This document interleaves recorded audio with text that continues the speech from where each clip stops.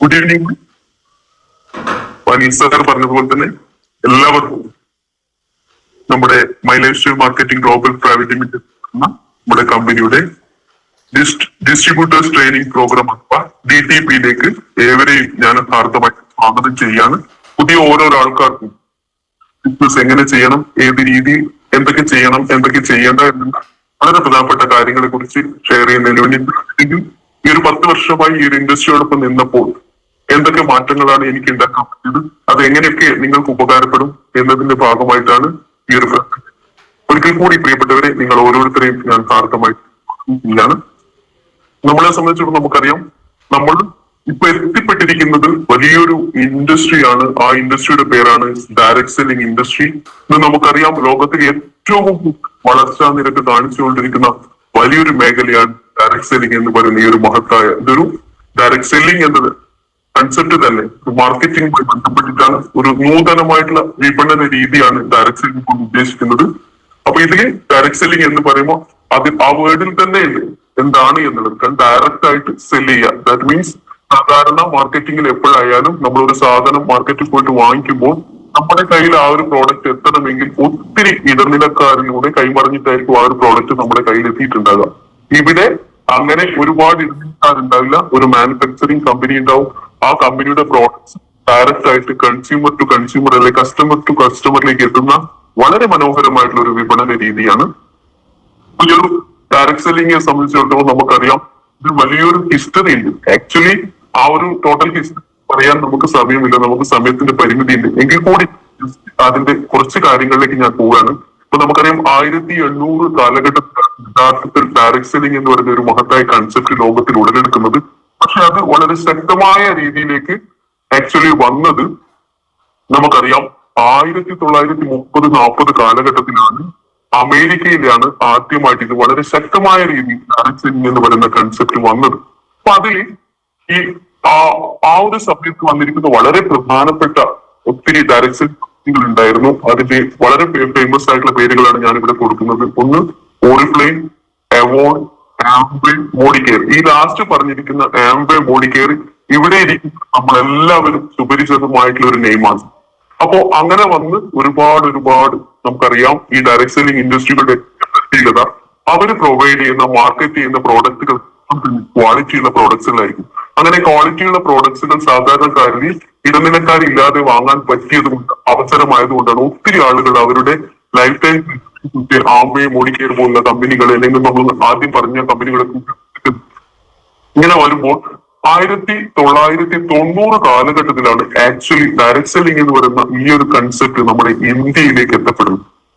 അപ്പോ ഇന്ത്യയിലേക്ക് എത്തപ്പെട്ടു. ഒത്തിരി ആളുകൾ ജീവിത മാർഗം ഉപയോഗപ്പെടുത്തി, കുറെ ആളുകൾക്ക് നല്ല വരുമാനം കിട്ടി, ഒത്തിരി പേര് പഠിച്ചു നിന്നു, അങ്ങനെയൊക്കെയുള്ള വിഷയങ്ങളുണ്ടായിരുന്നു.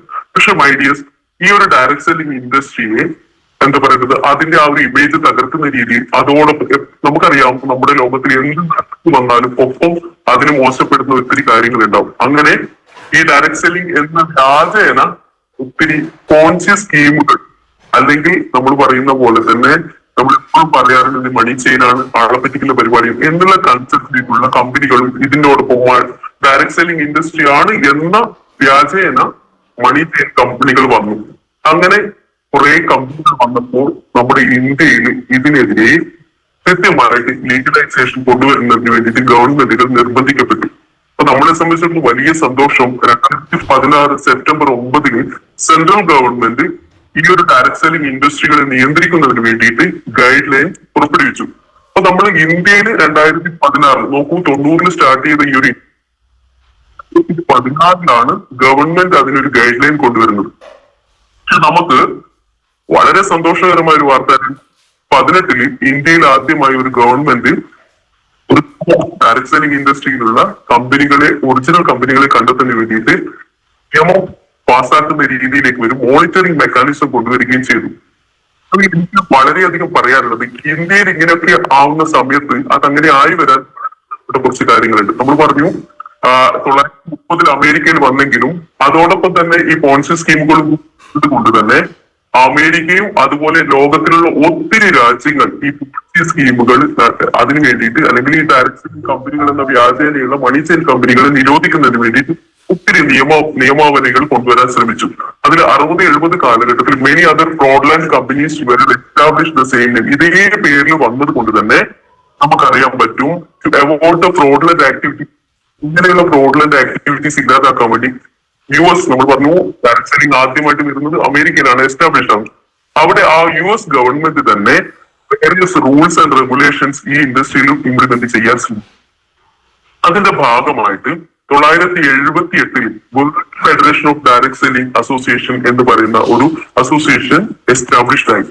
ഈ അസോസിയേഷൻ ഏറ്റവും വലിയ പ്രത്യേകത നമ്മൾ നേരത്തെ പറഞ്ഞതുപോലുള്ള മണി ചെയിൻ കമ്പനികളെ നിരോധിക്കുക എന്നുള്ളതായിരുന്നു. ഒത്തിരി ബുദ്ധിമുട്ടുകൾ ആ സമയത്ത് അനുഭവിച്ചിട്ടുണ്ട്. എന്തിന് നമുക്കറിയാം, ഇന്നും നമ്മൾ ഒറിജിനൽ ആയിട്ട് അല്ലെങ്കിൽ ഡയറക്ട് സെല്ലിംഗ് ഇൻഡസ്ട്രിയുടെ നിയമാവലിക്ക് അനുസരിച്ചിട്ട് പ്രവർത്തിക്കുന്നതാണെങ്കിൽ പോലും ആളുകൾക്ക് ഇപ്പോഴും കൺഫ്യൂഷൻ ആയിരുന്നു. അപ്പൊ നമ്മൾ നോക്കൂ, US മാത്രമല്ല മൈഡിയസ്, ജപ്പാനിൽ 1979 Japan government implement the law. ആ രാജ്യത്ത് ഒരു ലീഗലൈസേഷൻ കൊണ്ടുവന്നു. 1998 government of China banned illegal കമ്പനീസിന്റെ മുഴുവൻ ഗവൺമെന്റ് ഓഫ് ചൈന ബാൻ ചെയ്തു.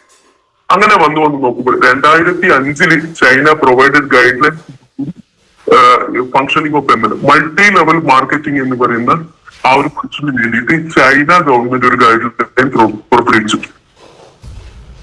അതിന്റെ ഭാഗമായിട്ട് ഇന്ത്യയിലും ഈ ഡയറക്ട് സെല്ലിംഗ് ഇൻഡസ്ട്രി 90 കടന്നു. ഒത്തിരി നല്ല കമ്പനികൾ വന്നു. നല്ല കമ്പനികൾ എന്ന വ്യാജേന ആളുകളെ പറ്റിക്കാൻ വേണ്ടി ഫ്രോഡ്ലൈറ്റ് കമ്പനികൾ വന്നു. അങ്ങനെ ഗവൺമെന്റുകൾക്ക് പോലും തലവേദന ആവുന്ന രീതിയിൽ 2010-11 കാലഘട്ടത്തിൽ നിങ്ങൾക്കൊക്കെ അറിയാം, ഒരുപാട് കമ്പനികൾ, കള്ള കമ്പനികൾ വന്നിട്ടുണ്ട്. ഒത്തിരി പാവപ്പെട്ടവരായ സാധാരണക്കാരായ ആളുകൾ ജീവിതം വലിയ രീതിയിൽ സ്വപ്നം കണ്ട് വലിയ മാറ്റങ്ങൾ ഉണ്ടാക്കാൻ പറ്റും എന്ന ആഗ്രഹത്തിന്റെ ഭാഗമായിട്ട് വന്ന അവർക്ക് പോലും ഒത്തിരി പണം നഷ്ടപ്പെട്ടു. നമ്മുടെ നാട്ടിൽ പോലും ഫാമിലിയോടൊപ്പം പോലും ജീവിക്കാൻ പറ്റാത്ത അവസ്ഥയിലേക്ക് ഒരുപാട് ബുദ്ധിമുട്ടുകൾ, പോലീസുകാരൊക്കെ ഓടിപ്പിടിക്കുന്ന സംഭവങ്ങളൊക്കെ അതായത് നിങ്ങൾക്ക് ഒരു പറയാൻ പറ്റും.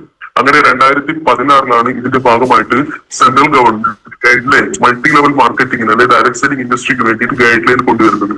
ഓക്കെ, അപ്പൊ അതിന്റെ ഭാഗമായിട്ട് നമുക്കറിയാം ഐഡിയസ് ഈ ഡയറക്ട് സെല്ലിംഗ് ഇൻഡസ്ട്രി അതിന്റെ പ്രത്യേകത എന്താണെന്നുള്ളത്. Direct selling industry is the fastest growing industry in India.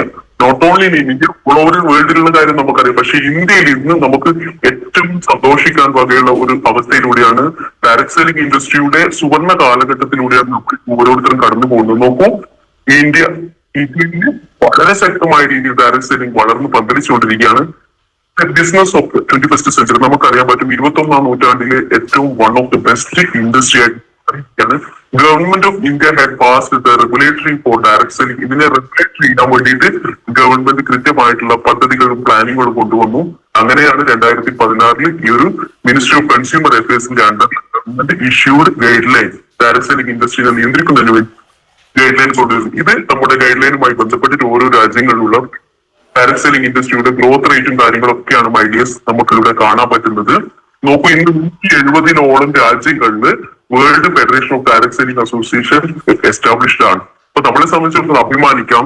India's biggest opportunity today, ഇന്ന് ഇന്ത്യ മഹാരാജ്യം ഫേസ് ചെയ്യുന്ന ഏറ്റവും വലിയ പ്രോബ്ലം എന്ന് പറയുന്നത് നമുക്കറിയാം അൺഎംപ്ലോയ്മെന്റ് ആണ്. ഫോർ എക്സാമ്പിൾ നമ്മുടെ കേരളം എടുത്തു നോക്കുകയാണെങ്കിൽ ഏറ്റവും കൂടുതൽ അഭ്യസ്ത വിദ്യരായിട്ടുള്ള ആളുകളുള്ള വലിയൊരു സംസ്ഥാനമാണ് നമ്മുടെ ഇന്ത്യ. ഇന്ത്യയിൽ കേരളം എന്ന് പറയുന്ന സംസ്ഥാനം. നിങ്ങളുടെ കുടുംബത്തിലെടുത്ത് നോക്കും, നിങ്ങളുടെ മക്കളൊക്കെ ഡിഗ്രി കഴിഞ്ഞവരുണ്ട്, അത് കഴിഞ്ഞിട്ടും ഒരുപാട് പ്രൊഫഷണൽ കോഴ്സുകളൊക്കെ കഴിഞ്ഞിട്ട് പോലും ഇന്നും അവർ ആഗ്രഹിക്കുന്ന ഒരു ജോബ് കിട്ടാത്ത അവസ്ഥയിലൂടെയാണ്. അപ്പൊ